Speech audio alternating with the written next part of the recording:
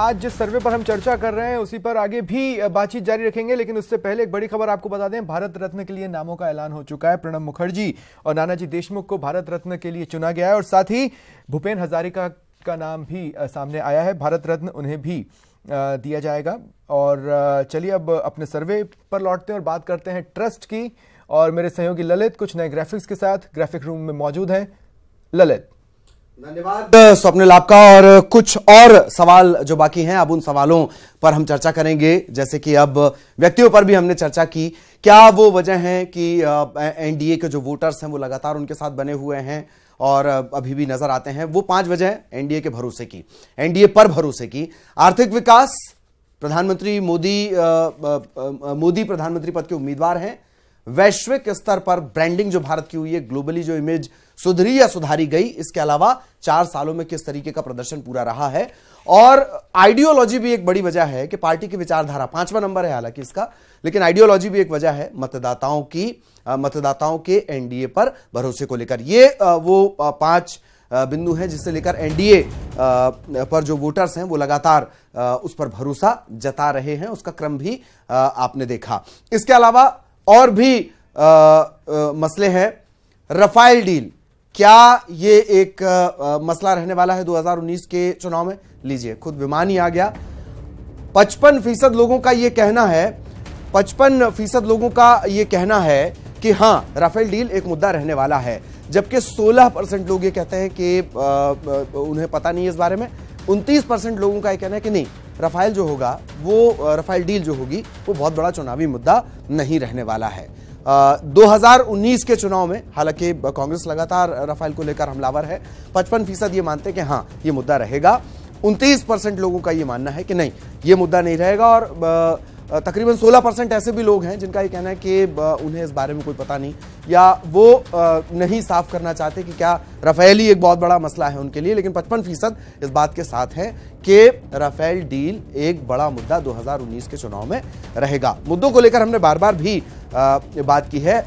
राम मंदिर लीजिए, 74.3% ये कह रहे हैं कि हाँ, जो राम मंदिर का मसला है वो इस बार भी चुनाव का मसला रहेगा। और 25.7% लोग ऐसे हैं, 25.7% लोगों का ये कहना है कि जो राम मंदिर है वो कोई मुद्दा नहीं रहेगा। लेकिन 74.3% लोग राम मंदिर को अभी भी मुद्दा बता रहे हैं। यह भी एक बड़ा इशारा है लोगों के मिजाज को भांपने का। 74.3% लोगों के लिए राम मंदिर अभी भी एक बड़ा मुद्दा है। राफेल के अलावा राम मंदिर के मुद्दे पर जब सवाल किया गया, 70% से ज्यादा यानी 74.3% लोगों का यह कहना है कि राम मंदिर, जब वो अपना वोट कास्ट करेंगे उनके दिमाग में ये बात होगी, राम मंदिर बनना है नहीं बनना है, किस तरीके से पूरा घटनाक्रम रहा है, वो इतर बात है। लेकिन राम मंदिर 2019 के चुनाव में भी एक मुद्दा होगा, ये मानना है 74.3% लोगों का। वहीं 25.7% ऐसे लोग ऐसे भी हैं जिनके लिए राम मंदिर का मसला बहुत इंपॉर्टेंट नहीं है, या वो इस मसले को, इस मुद्दे को एक बड़ा मुद्दा चुनाव के लिहाज से, लोकसभा चुनाव के लिहाज से नहीं मानते। राफेल डील, राम मंदिर को लेकर भी सवाल किए गए। राफेल डील को लेकर भी लोगों का ये कहना है, 55% लोगों का ये कहना है कि हाँ, वो एक मुद्दा रहने वाली है। विमान भी आपने देखा। राम मंदिर बड़ा मसला है और इससे लेकर लगातार दोनों ही पार्टियों के सवाल, जो आरोप प्रत्यारोप है वो चलते हैं।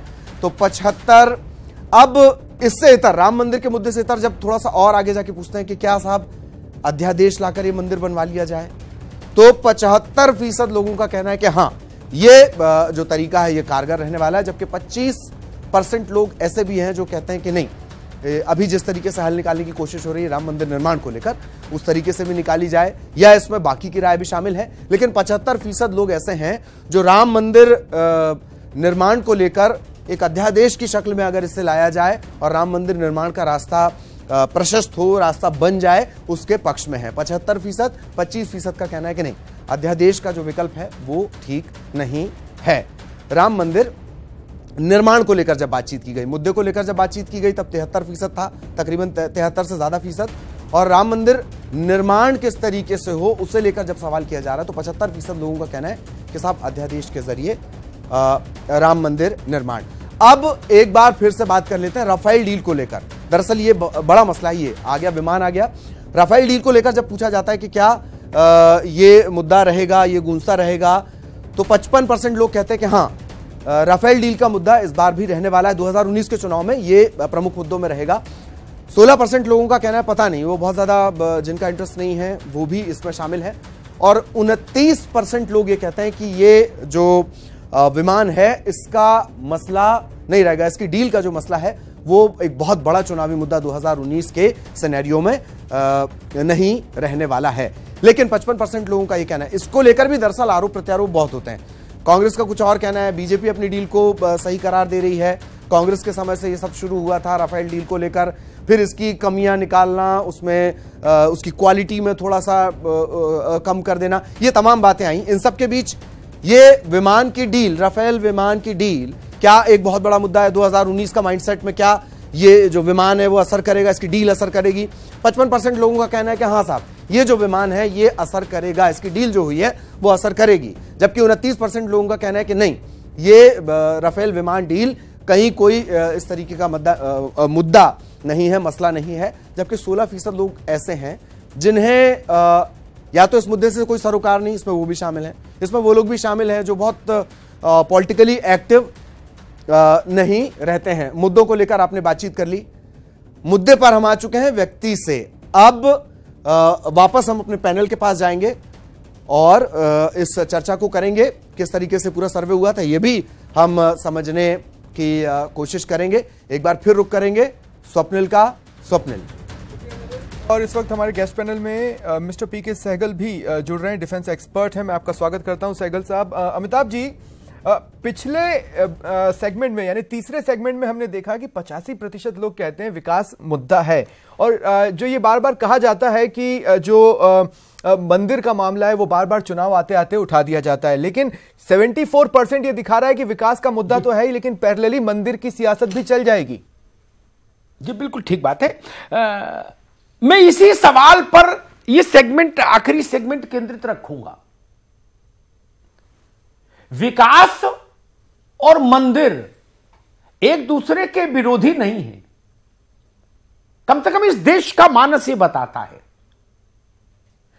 देश को विकास भी चाहिए और बहुसंख्यक आबादी ये कहती है कि मंदिर भी चाहिए। मंदिर और विकास आपस में टकराने वाले मसले नहीं हैं, ऐसा लग रहा है इस पूरे सर्वे से। सुदेश वर्मा जी, आपके लिए, आपकी पार्टी के लिए फसाव हो गया। 74% लोग कह रहे हैं कि मंदिर सबसे बड़ा मुद्दा, एक समझिए, और उससे भी ज्यादा आपके लिए फसाव ये है कि आप जितना साइड होना चाह रहे हैं उतना 75% लोग कह रहे हैं, यानी 2/3 बहुमत कह रहा देश का कि अध्यादेश लाइए, अयोध्या में भगवान का मंदिर बनाइए। सुदेश जी, 60 दिन चुनाव में बचे। जी अमिताभ जी, देखिए पहले तो मैं अमिताभ जी, आपके पहले जो आपने कमेंट दिया था कि राम मंदिर और विकास कोई विरोधाभास नहीं है, मैं बिल्कुल एग्री करता हूं। राम मंदिर हमारे आइडेंटिटी की बात है, हमारे सांस्कृतिक धरोहर की बात है, और विकास बिना आपके आइडेंटिटी के विकास, क्या विकास होगा, कहाँ विकास होगा। राम मंदिर की जहां तक बात है, आपको पता है कि 1989 के बाद पालनपुर रेजोल्यूशन जब अडॉप्ट हुआ, उसके बाद हर मैनिफेस्टो में बीजेपी का राम मंदिर में, भव्य राम मंदिर बनाने की हमारी प्रतिबद्धता है। और आपको पता है सुप्रीम कोर्ट में मामला है, इसलिए हम उस पर नहीं बोल सकते जिस पर जनता चाहती है कि हम ऑर्डिनेंस लाएं।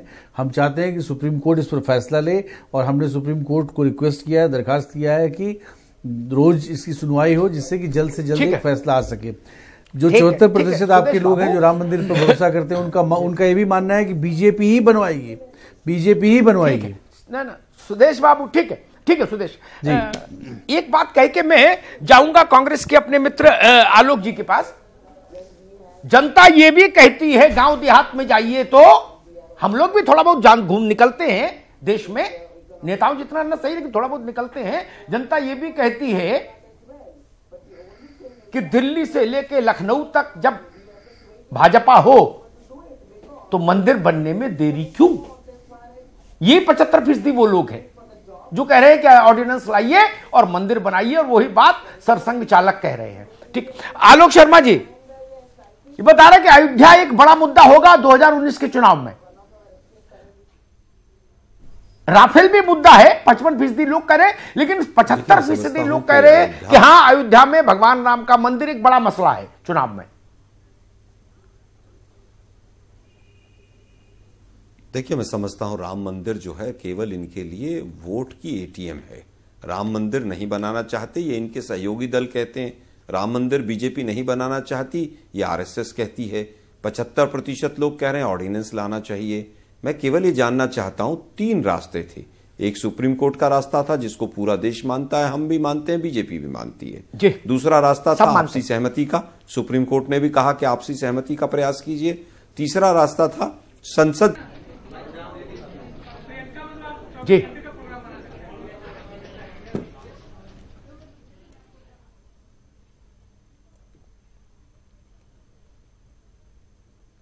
लेकिन आलोक जी से हमारी कुछ तकनीकी व्यवधान है।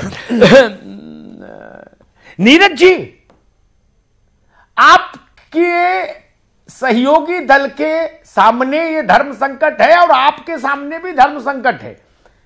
75% लोग कह रहे हैं अध्यादेश लाओ, मंदिर बनाओ। नीतीश जी की लाइन तो अलग है।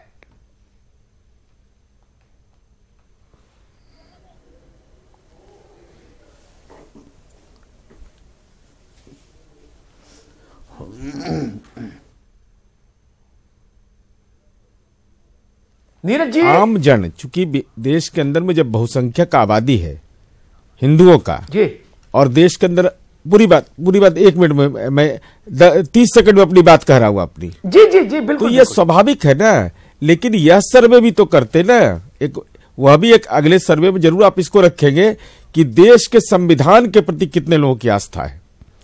क्योंकि आपने जो अभी सर्वे दिखाया उसमें पीएमओ का, मुख्य विपक्षी दल का, संस्थाओं का, तो संसद का, तो देश के आम लोगों का भरोसा तो स्वाभाविक रूप से वो चाहते हैं। लेकिन यह तो नहीं है लेकिन जबरदस्ती बनना चाहिए। जब माननीय सर्वोच्च न्यायालय की बात को स्वीकार कर लिया गया, ये सार्वजनिक रूप से स्वीकार किया गया, तो हमको लगता है कि यही महत्वपूर्ण है। और इस देश के अंदर में लोकतंत्र है, संस्थाएं भी हैं, वो संस्थाओं का अतिक्रमण करने की अभी कोई जरूरत भी नहीं। माननीय प्रधानमंत्री जी ने तो खुद स्पष्ट कर दिया है। ठीक है नीरज, ठीक है नीरज जी, ठीक है। राजनीतिक दलों की अपनी टिप्पणियां होती हैं, लेकिन जनता की अपनी मनोदशा होती है। जरूरी नहीं वो राजनीतिक दलों की लाइन से सहमत हो जनता हर बार।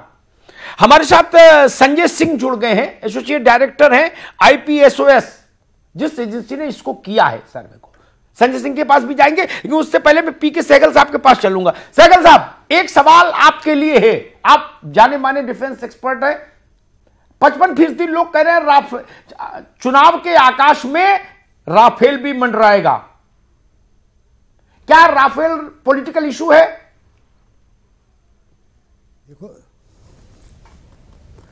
देखो राफेल जो है पॉलिटिकल इशू नहीं होना चाहिए, लेकिन इसको अपोजिशन पार्टी ने, जो मुख्य अपोजिशन पार्टी है, इसने इसको एक अपोजिशन का मुद्दा बना दिया है।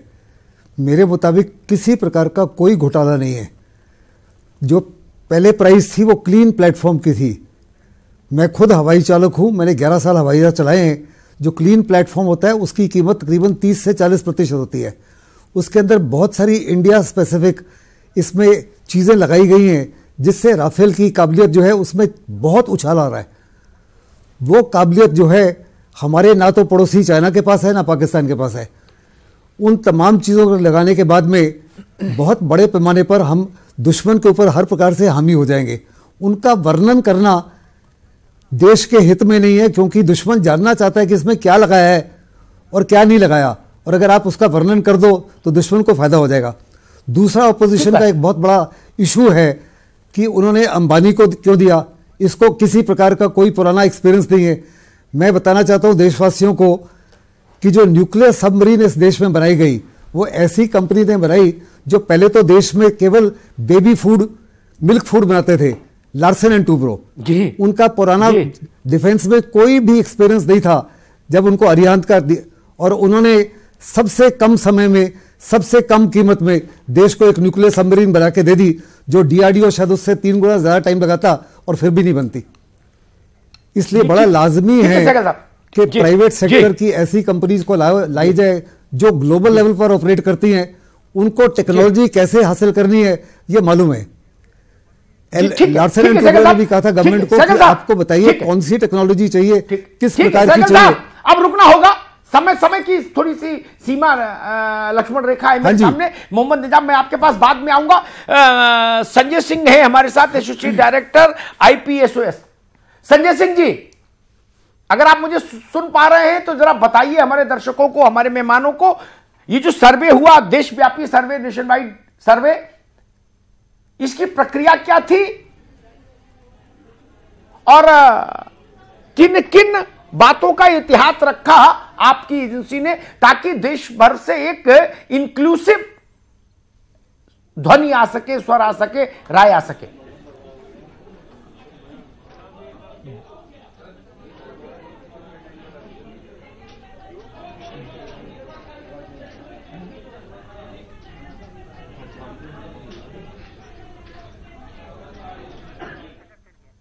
जी संजय सिंह जी, आप सुन पा रहे हैं?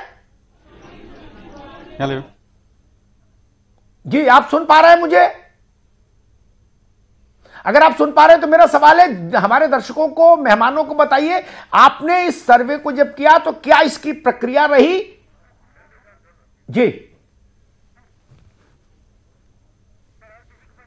अच्छा, ठीक संजय जी, छोड़िए। मोहम्मद निजाम, आपसे भी मेरा वही सवाल। 75% आबादी, 75% लोग इस सर्वे में जो शामिल हुए, उनको अगर इंडिया का रिप्रेजेंटेटिव कैरेक्टर मान लें हम, तो वो चाहते हैं कि अयोध्या में मंदिर निर्माण हो और अध्यादेश के जरिए हो, यानी उसमें देर नहीं हो। अध्यादेश के जरिए की जब बात आती है तो इसका मतलब लोग चाहते हैं तत्काल मंदिर निर्माण आरंभ हो। अमिताभ जी, देखिए, इस सर्वे में 2 चीज़ें अभी बताई गई। एक तो 74.3% लोगों ने यह कहा कि राम मंदिर बनना चाहिए वहां पे, और वहीं पे दूसरा सर्वे उसी से रिलेटेड बी पार्ट जो है, उसमें यह कहा गया कि 75% लोगों ने यह कहा कि ऑर्डिनेंस ला के बनाया जाए। इसमें थोड़ा सा मैं इत्तेफाक नहीं रखता हूं। 74% जो जिन लोगों ने कहा कि राम मंदिर का निर्माण होना चाहिए, निश्चित रूप से उसमें काफी सारे मुस्लिम भी हैं, आपके जो क्रिश्चियन भाई हैं वो भी हैं, क्योंकि देखिए एक माहौल तो बना है। मोहम्मद निजाम, अब मैं आपको बता दूं, मैं सिर्फ ये कहना चाह रहा हूं कि देखिए ये राम मंदिर निर्माण होना चाहिए, लेकिन ऑर्डिनेंस ला के शायद मैं समझता हूं कि इसमें थोड़ा सा मुझे इत्तेफाक नहीं है। आपको इत्तेफाक नहीं, लेकिन सर्वे देश की जनता चाहती है कि इस मसले का लोग ठीक निश्चित आ गई बात भाई।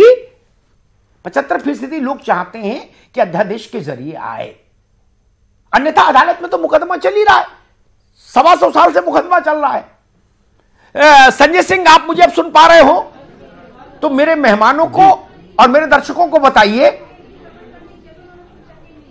आपने जो देशव्यापी सर्वे किया, इसकी प्रक्रिया क्या है, थोड़ी संक्षेप में वो बता दीजिए, और आपने किन किन एहतियात का ध्यान रखा, किस किस तरह के एहतियात बरते, ताकि देश का जो एक बहुलतावादी चरित्र है वो इसमें आ पाए।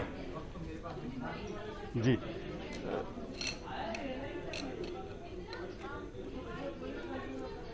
हेलो जी संजय सिंह, हाँ, आप सुन पा रहे हैं हमें?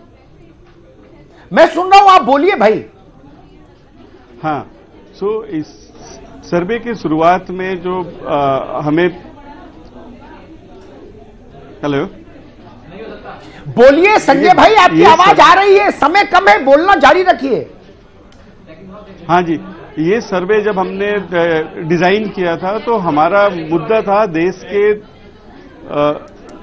के ट्रस्ट को कैप्चर करना, और जो सबसे बड़ा समस्या था, जब ट्रस्ट की हम बात करते हैं तो हमारा देश बहुत ही डाइवर्जेंट है, बहुत ही हेट्रोजेनिटी है हमारा एक एक रीजन में। सो सबसे बड़ा सवाल था कि हम इस हेट्रोजेनिटी को कैसे कैप्चर करें, और उसके लिए हमने ये डिसाइड किया म्यूचुअली मिल करके कि हमें क्या क्लस्टर मिले, हम कौन सी क्लस्टर को पकड़े जहां पे कि एक होमोजेनिटी मिले। फिर हमने ये डिसाइड किया कि हम SCR के रूट से जाते हैं, सोशियो कल्चरल रीजन के रूट पे जाते हैं। सोशियो कल्चरल रीजन ऐसा होता है जहां पे कि आप एक ही भाषा में बात करते हैं, आप सेम कल्चर को शेयर करते हैं, आपकी बिहेवियर कॉमन होती है। तो वहां पे उसको हम लार्जर यूनिट मान करके देन हमने वहां पे सारा अर्बन एरिया और रूरल एरिया को एक साथ लिस्ट किया और उनमें फिर हमने रैंडमली अर्बन एरिया में PSU प्राइमरी सैम्पलिंग यूनिट बोलते हैं, जो कि हमारा वार्ड था, हमने वार्ड सेलेक्ट की रैंडमली, और वैसे ही हमने गांव में रूरल एरिया में हमने गांव सेलेक्ट की। और हमारा ओवरऑल जो सैंपल है उसमें अगर देखेंगे तो हमने 291 वार्ड शहरी वार्ड को सिलेक्ट किया और 690 जो कि 64% होता है वो भी हमने रैंडम तरीके से दूर दराज गांव, कोई सा भी गांव जो हमारे सिलेक्शन में आ जाए हमने उसको इंक्लूड किया। और उसके बाद की जो प्रक्रिया थी उसमें हमने जो वार्ड हमारा सिलेक्ट हुआ, जो गांव हमारा सिलेक्ट हुआ, वहां पे जाकर के हमने रैंडमली एक घर को पकड़ा और वहां से हमने एक रैंडम प्रोसेस फॉलो करते हुए लोगों को आइडेंटिफाई किया। रैंडमली हमने उस घर में जो एलिजिबल रिस्पोंडेंट हो सकते हैं उनको हमने आइडेंटिफाई किया, उनके साथ में हमने ठीक है संजय सिंह जी, ठीक संजय सिंह जी, शुक्रिया। मुझे लगता है भारत जैसा देश मेरे ख्याल से दुनिया का इकलौता ऐसा बड़ा मुल्क है जिसमें इतनी विविधता है। बाकी विश्व के किसी बड़े मुल्क में इतनी विविधता है ही नहीं। विविधता का एक उदाहरण समझ लीजिए, बाकी विविधताएं तो छोड़ दीजिए, मौसम भी इतने दुनिया के किसी मुल्क में नहीं। पश्चिम में चले जाइए 10 महीने बर्फ है, 8 महीने, जितने मौसम भारत में है। 5 कोस पर पानी बदले कोस कोस पर वानी। वैसे में सर्वे करना, संजय सिंह और उनकी एजेंसी को धन्यवाद, कठिन काम है।